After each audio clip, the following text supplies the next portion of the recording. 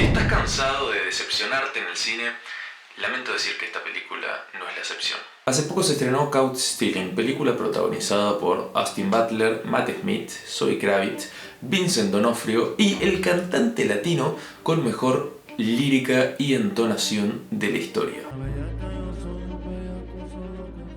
Dirigida por el único, el gran, el turbio Darren Aronofsky. Para quien no le suene este nombre, dirigió Requiem for a Dream del año 2000, The Wrestler del año 2008, El Cisne Negro del 2010, Mother 2017 y la película que revivió la carrera de Brendan Fraser, The Whale del 2022. Estas son algunas de las películas más premiadas y con mejor crítica del director, pero también hay muchas otras que no le fue bien ni en taquilla ni en crítica y que simplemente las podemos llamar raras. Un ejemplo de esto es La infame Noé del año 2014. En esta oportunidad, Darren Aronofsky se desprende de los dramas psicológicos y las alusiones metafísicas para darnos un blockbuster de acción policial con bastante de comedia negra. Para este video vamos a tomar como ejemplo las películas que previamente mencioné para ver cuáles son los recursos que se vuelven clásicos en la filmografía de Aronofsky, cómo van evolucionando y si están o no presentes en esta película, que la verdad me pareció una cagada. Recomiendo para quienes quieran ver estas películas de las que voy a hablar, que entre película y película se metan 1 litro de helado por intravenosa y se claven un par de capítulos de My Little Pony, porque si no van a terminar con una pseudo depresión existencialista como fue mi caso. Por eso te pido que te suscribas, le des like y compartas este video para que pueda al fin monetizar y poder ahorrar unos pesos para pagarme el psicólogo. Hay 4 aspectos clave que nos sirven para identificar el estilo de Aronofsky y estos son el movimiento de cámara, los personajes contradictorios, la dirección de actores y el camino a la autodestrucción. La cámara no se limita a captar una realidad dada, sino que tiene una función creadora en sí misma. Es por este motivo que distintos géneros cinematográficos priorizan distintos tipos de movimientos de cámara, tipo de plano o valores de encuadre. Darren usa los movimientos de cámara con 2 propósitos distintos pero que pueden coincidir en una misma toma. Estos son, por un lado, el punto de vista y por el otro, el ritmo interno.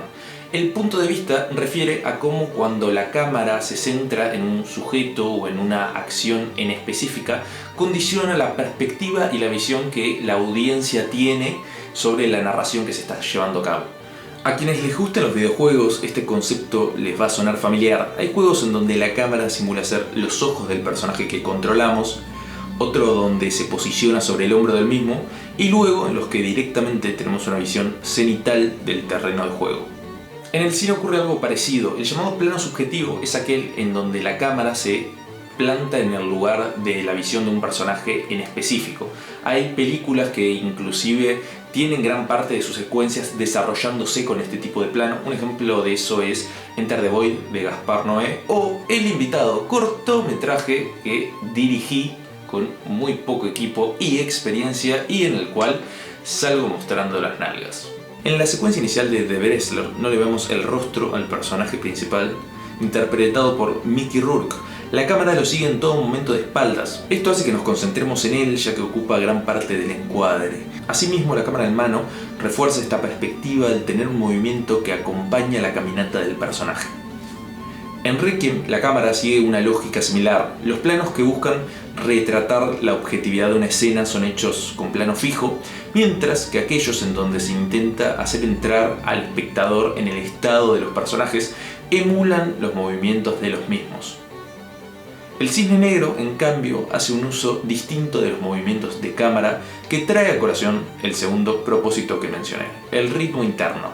En materia cinematográfica, el ritmo se define como la cadencia de imágenes y sonidos que se desarrollan manteniendo un flujo que preserva la atención del espectador y es lo que se permite que se transmitan emociones.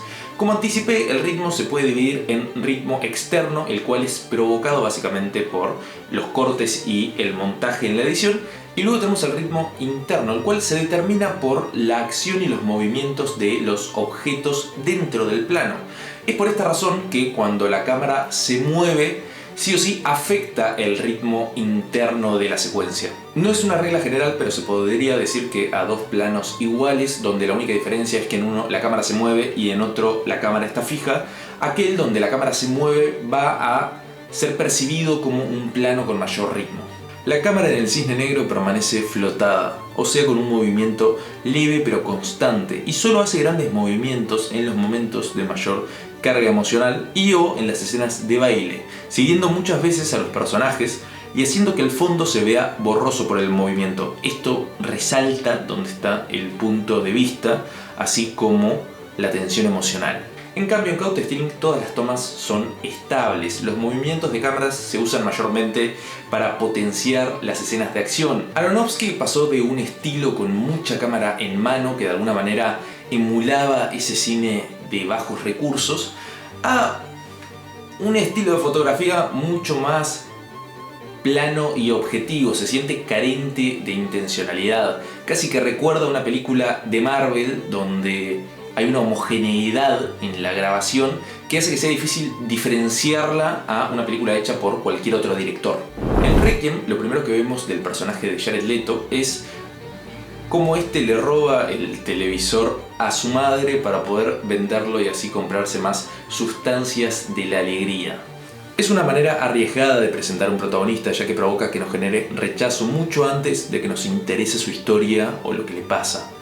Sin embargo, la cinta logra mostrarnos otras facetas del mismo que lo vuelven un personaje complejo. Por ejemplo, incentiva a su novia a que se desarrolle en lo que es buena y persiga su sueño de diseñar ropa. Inclusive la ayuda económicamente, todo vendiendo polvo de los dioses. Obviamente esta no es una cualidad que redima al personaje, pero sí es un aspecto que lo vuelve más profundo y por lo menos lo hace más interesante que en lugar del estereotipo del adicto clásico. En The Wrestler, el personaje de Marisa Tomei se nos presenta semidesnuda en un club de strippers, convenciendo a unos clientes mucho más jóvenes que ella de aceptar sus servicios.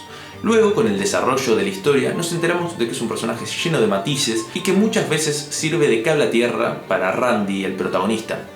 Este a su vez tiene una imagen ruda e intimidante, está lleno de conductas autodestructivas. Sin embargo, contrastando con esto, cada vez que interactúa con alguien es extremadamente amistoso y gentil. Lo mismo pasa en The Whale. El personaje de Brendan Fraser ya nos impacta por su apariencia, la cual es consecuencia de conductas compulsivas. Es notorio que hasta él siente rechazo por ella. Y como contraste a esto, Aronofsky nos da un personaje educado, con una pasión y una sensibilidad por la literatura que llega a conectar profundamente con el espectador. Para Caught Stealing parece que intentó algo parecido pero que no termina de cuajar. Hank Thompson supo ser una estrella de béisbol en la preparatoria, pero tras un accidente automovilístico se cierra esta puerta en su vida. La historia comienza con Hank casi en sus 30s trabajando como barman en Nueva York. Accidentalmente es involucrado en negocios turbios y tiene que enfrentarse a sus miedos para poder salir de esa situación. Similar a The Wrestler, tenemos un personaje con una apariencia imponente. Austin Butler, además de ser alto, saber tocar la guitarra, tener ojos azules y ser millonario, por Dios como lo odio este tipo, ganó bastante músculo para esta película. El problema es que en el 80% de la película se comporta como un personaje dubitativo y pasivo, lo que provoca que en vez de sentirse como una forma de contraste, termine pareciendo una disonancia cognitiva. La raíz del problema no creo que sea tanto la apariencia que tiene el personaje o el actor, sino más bien cómo la película decide elegir cuáles son los momentos en donde el personaje se desarrolla y cambia y en cuáles mantiene la línea de comportamiento con la que se nos viene presentando. Lo primero que vemos de él es cómo se desenvuelve en el bar siendo carismático y asertivo. Luego su encuentro con Zoe Kravitz, donde desprende una energía de dominancia y poderío. Pero es cuando el conflicto explota que Hank comienza a actuar temeroso, lo cual hasta ahora, con lo que vengo contando, es interesante en términos de planteamiento. El problema viene cuando sucede el evento que debería detonar la catarsis en el personaje de Butler, pero el personaje se sigue comportando de la misma manera. Esto ocurre antes de la mitad de la película, por lo que entorpece el arco del personaje. Si él en ese momento ya toma las riendas de su vida y hace lo que tiene que hacer, básicamente no tendríamos trama. Contrariamente a esto, 20 minutos antes de que tengamos nuestra conclusión, hay un segundo punto de inflexión que este sí le da la valentía o el impulso al protagonista para que pueda tomar las acciones necesarias para solucionar la trama. ¿Cuál es el problema? Que este segundo evento es mucho menos impactante tanto para el personaje de Hank como para el espectador, lo cual básicamente termina provocando que la percepción final que tenemos sobre el protagonista es que es un personaje que termina siendo un vendehumos, que tenía una skin legendaria con más 1000 de aura, pero no termina sirviendo para nada. Y conectando con el siguiente punto, Austin Butler, al igual que el resto del cast, lo hace bastante bien. En un punto pareciera como que Aronofsky le pidió que tuviera los ojos llorosos todo el tiempo para compensar la inconsistencia en el desarrollo de su personaje. Incluso Bad Bunny está muy bien, lo cual no debería sorprendernos, ya que lleva años interpretando el papel de cantante. Después de la playa, si nos secamos yo traigo la toalla. De todas formas, ninguna actuación en esta película se compara a lo que hizo Aronofsky en sus películas anteriores de las cuales estamos hablando. En Requiem for a Dream, el cuarteto protagónico es genial, cada personaje refleja sus adicciones de manera distinta, con mucha variedad de matices. Probablemente Jared Leto sí estaba puesto hasta las pelotas, no tengo pruebas pero tampoco tengo dudas. The Wrestler tiene actuaciones mucho más contenidas pero brillantes. Tanto Mickey Rourke como Marisa Tomei están impecables en sus roles. El Cisne Negro fue la que más disfruté en términos actorales. Natalie Portman pasa por momentos muy distintos con su personaje y logra que todos estos sean igualmente creíbles. A nivel de gusto personal, destaco las actuaciones de Mila Kunis y Barbara Hershey, que para mí la rompen. Con respecto a The Whale, Brendan Fraser ganó el Oscar a Mejor Actor Principal, así que no tengo mucho más que agregar a esto. Si unimos el apartado del movimiento de cámara con el de la dirección de actores, creo que podemos ver qué es lo que hace que el director se destaque tanto. No es tan usual ver a un cineasta que sea tan bueno construyendo una narrativa visual, mientras que al mismo tiempo pueda dirigir y conducir a los actores de una manera tan precisa y efectiva. Esto es, en mi opinión, lo que hizo que le ofrecieran dirigir Batman después del fracaso que fue Batman y Robin de 1997. ¿Qué es lo que pasa? Que a Warner no le gustó la versión oscura y callejera que tenía Darren Aronofsky sobre el personaje. Básicamente quería un Batman pobre, sin tantos recursos y mucho más violento y agresivo con los criminales.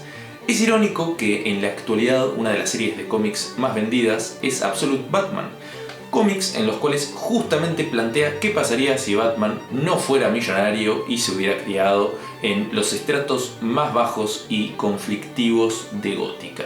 Si quieren saber más sobre lo que pudo haber sido este Batman de Aronofsky, yo les recomiendo el video de Set Films, y también menciono que para tener un poco más de información, no tanto biográfica sobre el director, sino más bien sobre cómo piensa y sobre su opinión sobre su filmografía, me vi el podcast que hizo Roberto MTZ, el podcast de Creativo, donde lo entrevista durante 1 hora y la verdad que me sirvió mucho para sacar más material de ahí. Voy a dejar ambos videos linkeados en la descripción. Requiem, The Wrestler, El Cisne Negro, todas subvierten la fórmula clásica de el viaje del héroe. Básicamente esta estructura consiste en que se nos presenta a un personaje con una cantidad X de virtudes y defectos, el cual en un momento dado tiene que salir de su zona de confort, salir de su mundo ordinario para enfrentarse a un viaje el cual lo haga aprender más sobre sí mismo y gracias a sus virtudes poder magnificar estas, así compensar sus defectos y poder llegar al objeto que finalmente desea. En dicha estructura, lo más común es que el personaje tenga un punto donde parece que sus defectos lo sobrepasan para que pueda pisar fondo y finalmente superarse.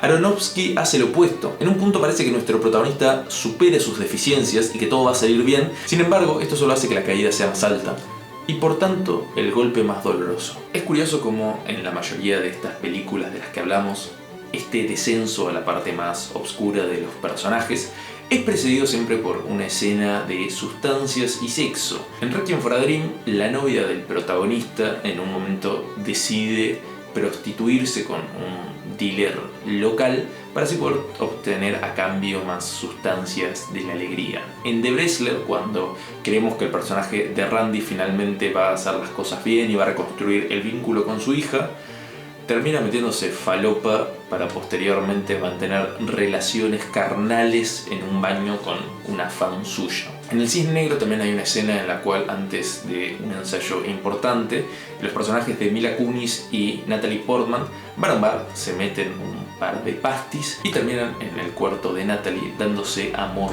corporal. No hablé mucho de Mother en este video, pero también ahí, en el momento donde Javier Bardem y Jennifer Lawrence, después de tiempo de sequía, finalmente logran mojar la coneja, es el puntapié inicial para que todo se vaya al pasto en la película. No les recomiendo, si hay alguna mujer embarazada viendo este video, que vea la película. Yo diría que esperen a que su guachito tenga más o menos 5 o 6 años y luego la pueden ver tranquilas y horrorizarse y decir ¡ay, qué horrible! ¡Mira lo que le hace al bebé! Spoiler. Caught Stealing, en cambio, arranca con una escena de... Pero esta no parece anticipar el desastre, sino que en este caso simplemente es el director diciendo oh, mirá qué copado que soy, cómo hago que los pibes cojan. Y bueno, ya paso aprovecha y muestra lo lindo que son sus actores principales. Yo personalmente hubiera preferido ver una escena de amor entre Matt Smith y Vincent D'Onofrio, pero me quedaré con las ganas de hacerlo. De esta manera se crea una tragedia efectiva. El final siempre estuvo ahí, anticipado desde el principio. Lo que lo vuelve descorazonador es el momento de esperanza, donde por un momento podemos fantasear con que todo va a salir bien. Caught Stealing opta en cambio por una estructura clásica de El camino del héroe, pero falla estrepitosamente al poner el punto que debería ser el más bajo en el personaje y en la trama antes de la mitad de la película, provocando que la caída posterior antes del resurgimiento se sienta en comparación plana y descafeinada. Del mismo modo, el desafío de Hank es el de superar sus miedos y tomar las riendas de su vida, pero en el momento que logra hacer esto se siente como una necesidad de la trama más que como parte del desarrollo del personaje principal. Me parece valorable que cualquier artista o creador en general busque contar nuevas historias y nuevos recursos para construir una narrativa, pero también siento que se perdió la oportunidad de hacer un blockbuster de acción, pero que también tuviera toques de autor. En este año se estrenó Sinners, la cual yo sí siento que es una película que logra mantener ese equilibrio entre lo comercial y lo autoral. La película está actualmente en HBO, la recomiendo. Y por supuesto, si quieren que les haga una reseña dando mi opinión sobre la película, lo haré, porque yo vivo para ustedes. Sí, para vos que me estás mirando. Creo que lo peor que se le puede decir a esta película es que con el resultado final da lo mismo si la dirigía Aronofsky o cualquier otro. Por eso digo que me recuerda a una película de Marvel donde es imposible distinguir una visión autoral por fuera de la fórmula a la que el estudio está acostumbrado a brindarnos. Déjenme en los comentarios su opinión sobre esta película, sobre alguna de las otras películas que mencioné. Si alguien las ve todas juntas y me quiere decir cómo se siente después, para mí sería fantástico. Y sin nada más que agregar, les mando un saludo y muchas gracias. Amazing!